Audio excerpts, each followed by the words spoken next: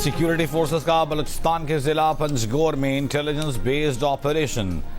ISPR के मुताबिक 3 और 4 जून को किए जाने वाले ऑपरेशन में फितनतुल हिंदुस्तान से ताल्लुक़ रखने वाले 6 दहशतगर्द हलाक कर दिए गए।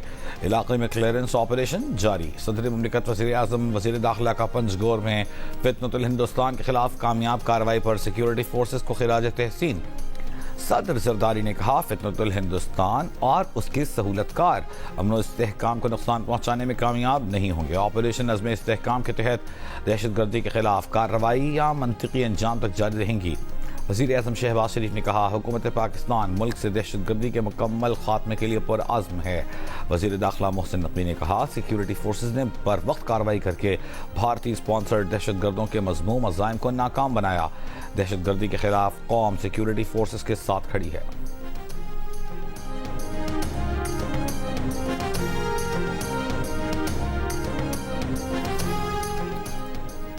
निज़ाम हुक्मरानी में बड़ी तब्दीलियों के लिए जामे इस्लाहाती मनसूबा तैयार। वफाकी दारुल-हुकूमत में मुंतखब हुकूमत कायम करने की तजवीज़। वज़ीर आला या मेयर सरबराह होगा। 27 रुकनी असम्बली कायम की जाएगी। द न्यूज़ के एडिटर इन्वेस्टिगेशन अंसार अब्बासी की रिपोर्ट के मुताबिक Islamabad capital territory governance model की 138 सफ़हाती रिपोर्ट वज़ीर आज़म शहबाज शरीफ को पेश की जा चुकी।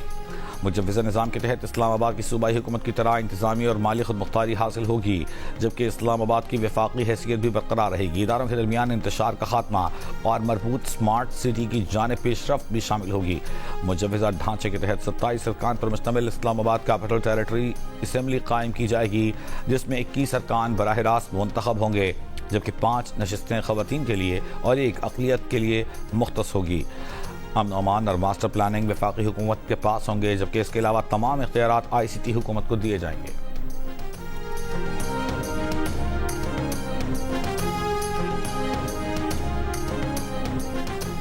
वफाकी हुकूमत का बजट में कराची के मुख्तलिफ जारी मनसूबों के लिए फंड्स रखने का फैसला। ग्रीन लाइन बस कराची के लिए 1 अरब 98 करोड़ रुपए रखने की तजवीज़। सरकारी दस्तावेज़ात के मुताबिक कराची में सड़कों, गलियों, निकासी, आब पानी के मुख्तलिफ मनसूबों के लिए फंड्स तजवीज़।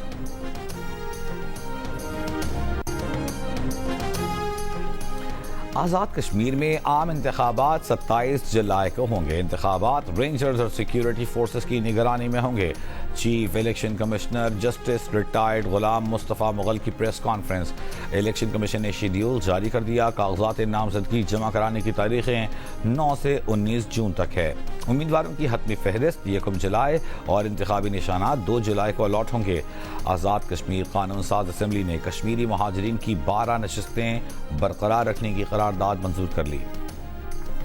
गिलगित बल्तिस्तान में 7 जून के इलेक्शन से कबल इंतखाबी मुहिम का आज आखिरी रोज। इंतजामिया की जानिब से अमन अमान बरकरार रखने के लिए सिक्योरिटी के सख्त इंतजाम। पीपल्स पार्टी GBA1 में आगा खान शाही पोलो ग्राउंड में जलसा करेगी।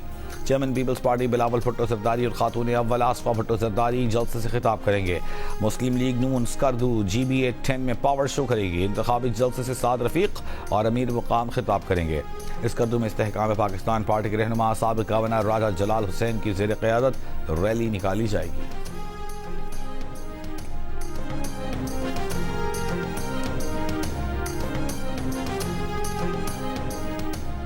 सक्खर के मेयर और तर्जुमान सिंध हुकूमत अरसलान इस्लाम शेख का कहना है कि कैप्टन सफदर ने कहा कि सिंध के लोग हाथ जोड़कर मियाँ साहब को कहते हैं कि मरियम को 2 साल के लिए वज़ीर आला बना दें। सफदर साहब मज़ार कायद और बेनज़ीर के मज़ार पर आए तो सिंध के अवाम ने हाथ जोड़कर उनका इस्तकबाल किया और वो इस रिवायत का मजाक उड़ाते हैं। सफदर साहब ने हमारी सकाफत पर हमला किया है। कैप्टन सफदर जैसे लोगों को अवाम से दूर रखा जाए।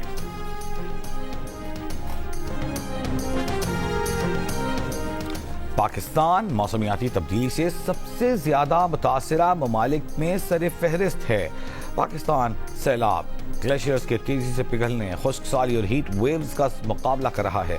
मौसमियाती तब्दीली, माहौलियाती तबाही जैसे चैलेंजेस से निमटने के लिए मुश्तरका आलमी इक़दामात नागुज़ीर हैं।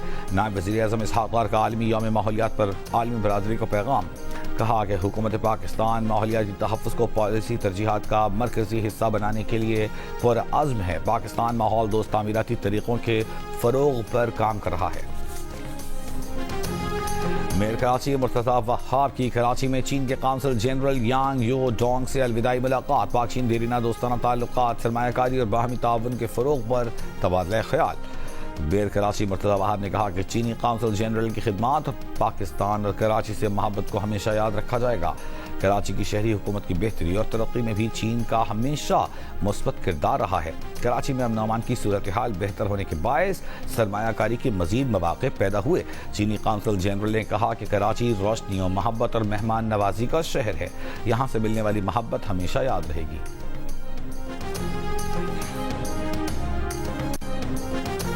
پنجاب میں 9,000 سے زائد فیکٹریوں کی ماحولیاتی مانیٹرنگ کی جا رہی ہے۔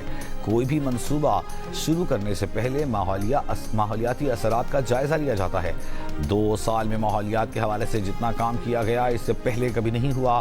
سینئر وزیر مریم اورنگزیب کا تقریب سے خطاب، کہا ہم نے اسکول بند کرنے کے بجائے اسموگ پر قابو پانے کا کام کیا۔ ماحولیاتی آلودگی سے متعلق چلائی جانے والی آگاہی مہم نتیجہ خیز ثابت ہو رہی ہے۔ امریکی سینٹ نے ایک بار پھر ریپبلکن پارٹی کی جانب سے سیو امریکہ ایکٹ منظور کرانے کی کوشش ناکام بنا دی۔ سینیٹر لنزے گراہم کی جانب سے پیش کی گئی ترمیم 48 کے مقابلوں میں 50 ووٹوں سے مسترد، جبکہ 4 ریپبلکن سینیٹرز نے بھی ڈیموکریٹس کا ساتھ دیا۔ مجوزہ قانون کے تحت ووٹنگ کے لیے شناختی دستاویزات اور شہریت کے ثبوت کی نئی شرائط عائد کی جانی تھیں، تاہم یہ اقدام اہل ووٹرز کی حق رائے دہی کو محدود کر سکتا ہے۔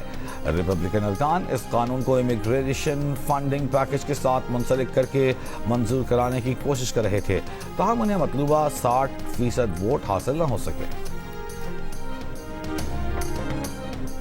صدر ٹرمپ کے سابق قومی سلامتی مشیر جان بولٹن خفیہ دستاویز کے غلط استعمال کیس میں اعتراف جرم پر تیار۔ خبر ایجنسی کے مطابق بولٹن کلاسیفائیڈ معلومات ٹرمپ کے پہلے دورے صدارت میں اپنے پاس رکھنے سے متعلق ایک جرم کا اعتراف کریں گے۔ مقدمے کی سماعت 26 جون کو ہوگی۔ بولٹن کو $22 لاکھ جرمانے اور 5 برس قید کا سامنا۔ سابق مشیر جان بولٹن اب صدر ٹرمپ کے سخت ترین ناقدین میں سے ایک ہیں۔ وہ ٹرمپ کو بطور صدر نااہل کہہ چکے ہیں۔ بولٹن کے خلاف مقدمہ ٹرمپ انتظامیہ کی جانب سے دائر کیا گیا ہے۔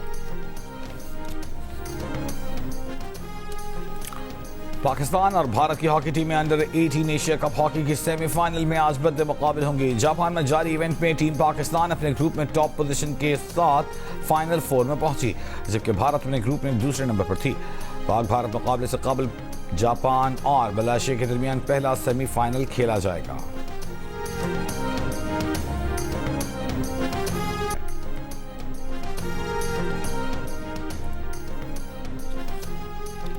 پاکستان بھارت میں ہونے والی ایشین فینسنگ چیمپئن شپ میں شرکت نہیں کرے گا۔ منتظمین نے بھارتی حکومت کی جانب سے کلیئرنس اور ویزوں کی گارنٹی نہیں دی۔ پاکستان فینسنگ فیڈریشن کے سیکرٹری عثمان احمد نے بھارت نہ جانے کی تصدیق کر دی۔ کہا بھارتی فینسنگ ایسوسی ایشن اور آرگنائزنگ کمیٹی سے 2 مرتبہ رابطہ کیا، ہم نے ان سے کلیئرنس کا پوچھا، ہمیں یقین دہانی نہیں کرائی گئی۔